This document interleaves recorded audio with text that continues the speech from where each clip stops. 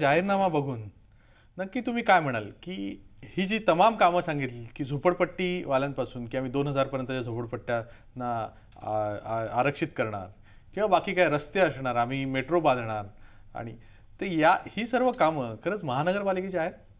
खरं म्हटलं तर आज काँग्रेसने जो जाहीरनामा प्रस्तुत केलेला आहे त्याच्यामधली जवळजवळ 50% कामं ही जुनी ऑलरेडी झालेली आहेत. त्याचीच त्यांनी आम्ही हे देऊ ते देऊ असं सांगितलेलं आहे. खरं तर असं आहे की जी कामं झालेली आहेत त्याचं त्यांनी क्रेडिट घ्यायला पाहिजे होतं, पण ते देऊमध्ये आलेत. दुसरी गोष्ट अशी आहे की जी कामं राज्य सरकारच्या किंवा केंद्र सरकारच्या अखत्यारीतली आहेत ती कामं महापालिकेच्या जाहीरनाम्यामध्ये देण्याचं काही कारणच नव्हतं. उदाहरणार्थ 16 उड्डाणपूल बांधणार. हे उड्डाणपूल कोण बांधणार आहे? महापालिका बांधणार आहे का? नाही, ते बांधणार आहेत रस्ते विकास महामंडळ. त्याच्यानंतर जे ब्रिमस्टोवॅडच्या बद्दल त्यांनी म्हटलेलं आहे, ब्रिमस्टोवॅड हा प्रकल्प केंद्र सरकारच्या जो जलनिस्सारणाचा पर्जन्य जलनिस्सारणाचा प्रकल्प आहे, केंद्र सरकारकडनं 1200 कोटी रुपये त्याला अनुदान मिळणार होतं. महाराष्ट्रामध्ये जर का काँग्रेसचं सरकार वारंवार आहे, दुसरी टर्म त्यांची आत्ता सुरू आहे, तर मग अशा वेळेला एक 1200 कोटी रुपयेसुद्धा जर का वेळच्या वेळी आणत नसेल आणि तो प्रोजेक्ट पुरा होत नसेल तर आत्ता त्याचं उल्लेख करण्याचं काय कारण आहे? जुना प्रोजेक्ट आहे. मग अशा परिस्थितीमध्ये जर का सर्वसामान्य नागरिकांनी विचार केला, मेट्रो रेल्वे कोणाचा प्रोजेक्ट आहे? MMRDAचा. ब्रिजेस कोणाचा आहे? रस्ते विकास महामंडळाचा. JNURM कोणाचा आहे? केंद्र सरकारच्याकडनं अनुदानाचा. मग हे प्रोजेक्ट जे आहेत ते त्यांचे आहेत. केंद्र सरकारमध्ये पण काँग्रेस आहे, राज्यात पण काँग्रेस आहे. महापालिकेत यायचं आहे म्हणून ते केंद्रातले आणि महाराष्ट्रातले प्रोजेक्ट जे आहेत सरकारचे ते महापालिकेच्या नावाने पुढे सरकवण्याचा प्रयत्न चालला आहे. आणि दुसरी महत्त्वाची गोष्ट, आज 2000 सालपर्यंतच्या झोपड्या जर का नियमित करायच्या असतील तर हे वारंवार सांगितलं आणि कोणाकरता करतायत? आणि माझ्या मते ते कोर्टात प्रलंबित पण आहे.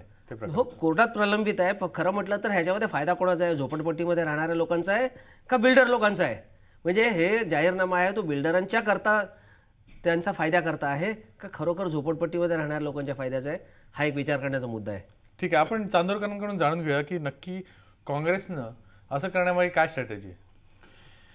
नाही, आपण जे म्हणालात की निवड महानगरपालिकेची आणि जाहीरनामा विधानसभेचा असं आहे का, तर त्या प्रश्नाचं उत्तर जे आहे ते असं आहे की मुंबई शहराचं वर्णन हे सुकेतू मेहता नावाच्या एका NRIनं एक मॅक्झिमम सिटी म्हणून पुस्तक लिहिलेलं आहे. आणि त्या पुस्तक इंग्लिशमध्ये त्याच्या लाखो कॉपीज, त्याचं अतिशय चांगलं डिस्क्रिप्शन आहे. तर त्यात त्यांनी ह्या शहराचं वर्णन मॅक्झिमम सिटी म्हणजे अक्राळ विक्राळ शहर, जगातील बऱ्याच देशापेक्षा लोकसंख्येनं मोठं शहर, जगातील बऱ्याच देशापेक्षा बजेट अधिक असणारं शहर आणि एक नेशन म्हणून याची आयडेंटिटी मानायला ते पुस्तक वाचल्यानंतर असं वाटतं की अक्राळ विक्राळ शहर आहे. या अक्राळ विक्राळ शहराच्या समस्या ही अक्राळ विक्राळ आहेत आणि त्यासाठी मुंबई महानगरपालिकेचं 26,000 कोटीचं जे बजेट आहे ते बजेट त्या सगळ्या अक्राळ विक्राळ 1.5 कोटी 1.5 CR पॉप्युलेशन असणाऱ्या शहराचे पाण्याचे प्रश्न सगळे अपुरं आहे. आणि म्हणून MMRDA सारखी संस्था स्थापन करून महाराष्ट्र सरकारच्या वतीने फंड्स उभा करायचे. आणि माझा प्रश्न चांदोरकरजी नेमका हाच आहे की निवडणुका राज्याच्या आहेत. तुम्ही बरोबर बोलात की अक्राळ विक्राळ शहर आहे पण अजून त्याचं राज्य झालेलं नाही आहे. म्हणजे हे जे इलेक्शन्स आहेत या खरं तर शहराच्या इलेक्शन्स आहेत, सिव्हिक बॉडी आहे, सिव्हिक बॉडीचे आहेत. असं असताना तुम्ही जो जाहीरनामा जाहीर केलेला आहे तो राज्याचा असं वाटतो. म्हणजे शहर काय आहे किती आहे हे असण्यापेक्षा जो जाहीरनामा आहे आपण त्याचं माझं उत्तर द्यायचं राहिले ना बाकी ते आय रिप्लाय टू यू. तर त्याच्यासाठी या शहराच्या समस्या सोडवण्यासाठी मुंबई महानगरपालिकेचा अक्ट्राय आणि असेसमेंट टॅक्स, प्रॉपर्टी टॅक्स, बाकी टॅक्सच्या जमा होणारा 26,000 कोटी रुपयाचा निधी पूर्ण होऊ शकत नाही. आणि रस्त्याची समस्या एवढी मोठी आहे की मुंबईतील संपूर्ण रस्त्याचं क्षेत्रफळ आणि त्याला लोकसंख्येनं जर भागलं तर 1 मीटरमध्ये 10 लोकांना उभं राहायला लागतं. एवढी मोठी ही कारण हा देश हे शहर जे आहे हे असं उभं राहतं, असं स्प्रेड व्हायला जागा नाही. ही याची वस्तुस्थिती आहे. आणि म्हणून त्याच्यासाठी सरकारची नैतिक जबाबदारी आहे की मुंबई महानगरपालिकेला मदत करून फंड्स देऊन, जसे उड्डाण पूल बांधणे, जसा सागरी सेतू बांधणे, जसा नरिमन पॉईंटपासून दहिसरपर्यंत जाणारा 30,000 कोटीचा रोड, सागरी रोड प्रपोज करणे, जसं प्रिन्स ऑफ वेल्स म्युझियमपासून ते पांजरपोळपर्यंत दुसरा एक अजून रस्ता, म्हणजे समस्या सोडवण्यासाठी मदत करणं हे सरकारचं काम आहे. कारण त्याच्यामुळं आफ्टर ऑल हा या शहरातील लोकांना मला अजूनही कळत नाहीये की महानगरपालिकेमध्ये सत्ता येणं आणि ही जी कामं तुम्ही सांगतायत, ब्रिज बांधणं किंवा बाकीची जी गोष्टी आहेत, MMRDAचे, मग रेल्वे असेल, मेट्रो रेल असेल, हे बांधणं, हे या सत्तेशी काहीच त्याचा संबंध नाहीये. राज्य सरकारमध्ये तुम्ही आहात, तुम्ही ही कामं करू शकता, आताही करू शकता. त्याच्याशी निगडीत अशासाठी आहे, त्याचं कारण या ठिकाणची स्थानिक बॉडी जी आहे, की गेल्या 16 वर्षापासून शिवसेना आणि भारतीय जनता पार्टीच्या हातामध्ये आहे, ते सरकारला कोऑर्डिनेट करत नाही. आणि सरकारकडून कोऑर्डिनेट होत असलं, आणि त्यांनी आज त्या मॅनिफेस्टोच्या कमिटीमध्ये एका आपल्यासारख्या जर्नलिस्टने तिथं प्रश्न विचारला मुख्यमंत्र्यांना, महानगरपालिकेची जी स्टँडिंग कमिटी आहे तिला अंडरस्टँडिंग कमिटी असं म्हटलं जातं. त्याचं उत्तर आता माननीय मुख्यमंत्र्यांनी मगाशी आपल्या याच्यावरती दिलं. तर ते जे आहे ते तिथून भ्रष्टाचार दूर झाला पाहिजे, मुंबई महानगरपालिका भ्रष्टाचार मुक्त झाली पाहिजे आणि जातीवादी शक्तीचं तिथून भ्रष्ट झाला पाहिजे. आपण भ्रष्टाचाराच्या मुद्द्यावर येणार आहात आणि तेव्हा तुम्ही सांगा की नक्की काय भ्रष्टाचार झाला ते, आणि मी यांना पण विचारेन. अवधूत वाघजी, मी तुमच्याकडे येतो, त्याआधी आपण मुनाफ हकीमांचं ऐकूया. हकीमजी, तुम्ही काय सांगाल की या सर्व घटना जे चांदोरकर सांगत होते ते प्रोजेक्ट खरोखर चांगले आहेत आणि ते व्हावं असं प्रत्येक मुंबईकरांना आतून वाटतंय, पण माझ्या मते मुंबई ही महाराष्ट्र राज्यात येते, राज्याचं सरकार आहे, ते अजूनपर्यंत का झाले नाहीत? कारण हे राज्याच्या अखत्यारीत येत असतील तर, आणि जर ते महानगरपालिकेच्या, मुंबई महानगरपालिकेच्या अखत्यारीत येतात तर मग ओनर्स हा भाजप आणि शिवसेना यांच्यावर जाऊ शकतो.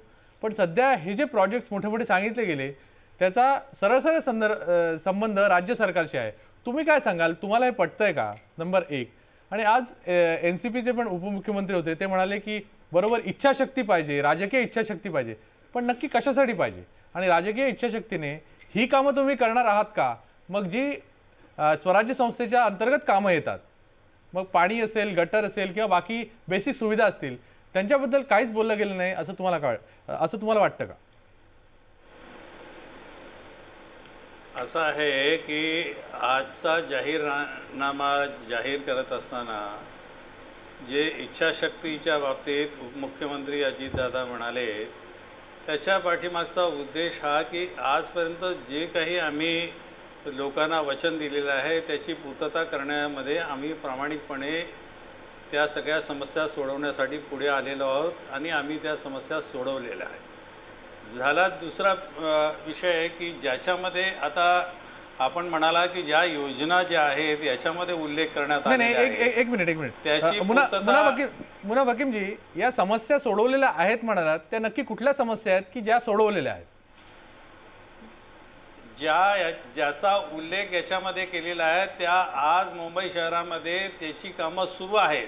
राजकीय विश्लेषक ज्या वेळेला त्यांच्याकडून आपण विचारणा केली त्यावेळेला त्यांनी सांगितलं की जी कामं याच्यामध्ये करण्यात आलेली आहेत, जी कामं सुरू आहेत, त्याचं क्रेडिट घेण्याच्या ऐवजी ती कामं आम्ही करणार आहोत असा उल्लेख याच्यामध्ये केलेला आहे.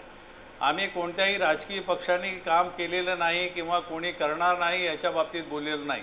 आम्ही जे केलेलं आहे त्याच्याऐवजी आम्ही अजून मुंबई शहराच्या विकासासाठी ज्या योजना आमच्या पक्षाच्या आणि काँग्रेस पक्षाच्या आहेत त्या पूर्ण करण्यासाठी आम्ही लोकांना वचन दिलेलं आहे. हा वचननामा आहे. आणि शिवसेना आणि भारतीय जनता पक्षाने सत्तेवर असताना मुंबई शहरामध्ये केलेली जी कामं आहेत आणि त्याच्या माध्यमातून त्यांचे जे चेहरे लोकांच्या समोर आहेत त्याचा निर्णय हा 16 तारखेच्या नंतर लागणारच आहे. तेव्हा आज आमचा जो याच्यापूर्वी ज्या लोकांचे जाहीरनामे जाहीर झाले त्याच्या संबंधित कोणती चर्चा न होता आज जो आमच्या 2 पक्षाच्या जाहीरनाम्यासंबंधी चर्चा होते, याचाच अर्थ लोकांसाठी असलेला हा जाहीरनामा आहे आणि त्याच्या बाबतीत असलेले प्रश्न निर्माण करण्याचं काम जे आहे त्याच्यामधून केलं जात आहे. खरोखरच आमचा प्रामाणिक प्रयत्न राहणार आहे की मुंबई शहरामधल्या धर्मांध शक्तींना बाजूला करून मुंबईचा विकास करणं आणि केंद्र आणि राज्य सरकारामध्ये जे पक्ष सत्तेवर आहेत त्यांच्या माध्यमातून संपूर्ण निधी मुंबईच्या विकासासाठी आणणं हे आमचं या वचननाम्याच्या माध्यमातून लोकांच्याकडे आमच्या नेते मंडळींनी जे वचन दिलेलं आहे तो आमचा जाहीरनामा. नाही, तुम्ही म्हणालात त्यात प्रश्नच नाही की लोकांसाठीचा जाहीरनामा आहे, त्यात काहीच प्रश्न नाही, कारण हे सर्व प्रश्न लोकांचे आहेत. पण हे महानगरपालिकेच्या अखत्यारीत येतात का, एवढाच माझा प्रश्न होता. त्याचं उत्तर अजूनही मला मिळालेलं नाही. अवधूत वाघजी, तुम्ही काय सांगाल की महानगरपालिकेचे या निवडणुका आहेत, स्वराज्य संस्थेच्या निवडणुका आहेत, आणि असं असताना हा जो जाहीरनामा आहे तो बघून, तुम्ही विरोधी पक्षाचे आहात म्हणून विचारतो, तुम्हाला काय वाटतं? मला जाहीरनामा बघून पहिल्यांदा हसावं की रडावं कळत नाही. 4थीला आणि 5वीला असताना मी मुख्यमंत्री झालो तर म्हणून एक निबंध असायचा. हा जाहीरनामा बहुतेक अजितदादांनी काढलेला असावा आणि 4थीला आणि 5वीला असताना मी मुख्यमंत्री झालो का म्हणून त्यांनी जो निबंध लिहिला होता तोच निबंध जाहीरनाम्याच्या स्वरूपामध्ये पुढे आलेला आहे. खरं म्हणजे काँग्रेसचा आणि राष्ट्रवादीचा हा जाहीरनामा म्हणजे लबाडा घरचं आमंत्रण आहे. मला एक गोष्ट आठवते कोल्ह्याची आणि कर्कोच्याची. या लबाड कोल्ह्याने एका कर्कोच्याला आपल्या घरामध्ये जेवायला बोलवलं होतं आणि जेवायला बोलवल्यानंतर त्यांनी थाळीत, मला बोलू देत, तुम्ही बोलत असताना मी बोलत नव्हतो मुनाफजी, मला बोलू देत. परंतु या गोष्टी कशाला सांगताय तुम्ही लोकांच्या समोर? अहो, तुम्ही खोट्या गोष्टी सांगताय तर मला खरी गोष्ट सांगू देत की. तुम्ही खोट्या गोष्टी सांगताय, मला खरी गोष्ट सांगू देत. मुनाफजी एक मिनिट आपण तुम्हाला एवढं लागायचं काही कारण नाहीये. तुम्ही बोला. तर त्या कोल्ह्याने कर्कोच्याला बोलवलं आणि थाळीतनं खीर खायला घातली. बिचारा कर्कोचा खाऊ शकला नाही. 16 तारखेला त्या हुशार कर्कोच्याने कोल्ह्याला बोलवलं आणि सुरईतनं खीर दिली. या काँग्रेस आणि राष्ट्रवादीला 16 तारखेला लोक सुरईतनं खीर द्यायला लागतील. आता गंमत अशी आहे की ह्यामध्ये ज्या ज्या गोष्टी सांगितल्या आहेत त्या 100% केंद्राच्या आणि राज्य सरकारच्या अखत्यारीतल्या आहेत. 2000 सालापासूनच्या झोपड्यांना मान्यता द्यायची हा काय महानगरपालिकेचा विषय होतो का? 1999 साली स्थापना झाली राष्ट्रवादीची आणि तेव्हापासून गेली 12 वर्ष तुम्ही सत्तेवर आहात. तुम्हाला कोणी रोखलं होतं 2000 सालापर्यंतच्या झोपड्या रेग्युलराईज करण्यासाठी? आणि तुम्ही म्हणताय की 500 बसेस दिलेले आहेत. काय मेहरबानी केली का 500 बसेस? मुंबई ही महाराष्ट्राची राजधानी आहे. या महाराष्ट्रावर तुमची गेली 12 वर्ष सत्ता आहे. या मुंबईमधल्या 1,40,00,000 लोकांना ट्रान्सपोर्टच्या कामासाठी जे सर्व स्टेटमध्ये देतात, फक्त मुंबईला नाही दिलंय, अहमदाबादमध्ये दिलेलं आहे, भोपाळमध्ये दिलेलं आहे, कलकत्त्यामध्ये दिलेलं आहे. सगळीकडे जे काही, एक मिनिट, सगळीकडे जे दिले ते मुंबईला आलेलं आहे. त्याच्यामध्ये मेहरबानी करायची गरज नाहीये. या मुंबईमधनं जो रेव्हेन्यू जातो त्याच्यावर केंद्र सरकार चालतंय. त्यामुळे केंद्र सरकारकडनं जे येतो तो 1% आणि 1.5% पण येत नाहीये. या मुंबईला तुम्ही नेहमी म्हणता की ही मुंबई महाराष्ट्राची नव्हे तर राज्याची, आपल्या भारताची आर्थिक राजधानी आहे. पण या आर्थिक राजधानीसाठी तुम्ही आतापर्यंत काय केलं?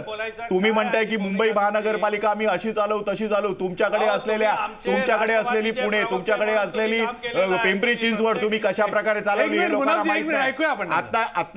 आता काँग्रेसची आमचे नेते म्हणाले, चांदूरकर साहेब, की मुंबईच्या समस्या अक्राळ विक्राळ आहेत. परंतु या अक्राळ आणि विक्राळ समस्या गेल्या 15 वर्ष व्यवस्थितपणे जर कोणी चालवले असतील तर भारतीय जनता पार्टी आणि शिवसेनेच्या मुंबईतल्या सत्तेने चालवले आहेत. 1,40,00,000 लोक इकडे राहतात, प्लस जवळजवळ 50 लाख फ्लोटिंग पॉप्युलेशन आहे.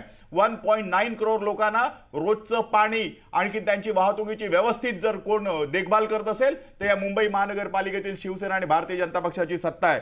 आज तुम्ही जे काही म्हटलेलं आहे इकडे की आम्ही ब्रिज बांधू. अहो, आमचे राष्ट्रीय अध्यक्ष नितीन गडकरी 4.5 वर्ष फक्त इथे होते आणि ज्यावेळी ते बांधकाम मंत्री होते त्यावेळी या मुंबईमध्ये मुंबईपासून पुण्यापर्यंतचा जो हायवे झाला तो नितीन गडकरींच्या नेतृत्वाखाली झाला. एवढंच नव्हे तर मुंबईमध्ये जे उड्डाणपूल बांधले ते पण नितीन गडकरींच्या ह्याच्याखाली झाले.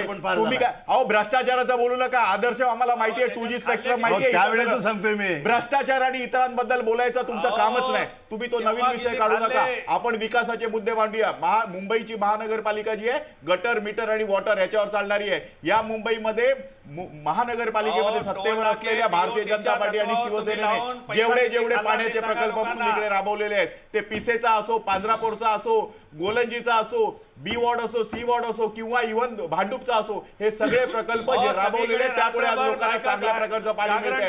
इकडे 70% रस्ते हे तुमच्या महाराष्ट्राच्या आणि स्टेटच्या अंडर आहेत. मुंबई महानगरपालिकेमध्ये असलेले सर्व रस्ते व्यवस्थित आहेत. मी तुम्हाला घेऊन जातो LBS मार्गवर, दाखवा तुम्ही मला एखादा खड्डा. तुम्हाला घेऊन जातो SV रोडवर, दाखवा तुम्ही मला एखादा खड्डा. उगाच काही बोलायचं आणि प्रत्येक वेळी म्हणायचं की आम्ही येऊ करू तेव करू. तुम्हाला लोकांनी बघितलेलं आहे म्हणून गेली 15 वर्ष तुमच्याकडे सत्ता दिलेली नाहीये आणि यावेळी पण देणार नाही.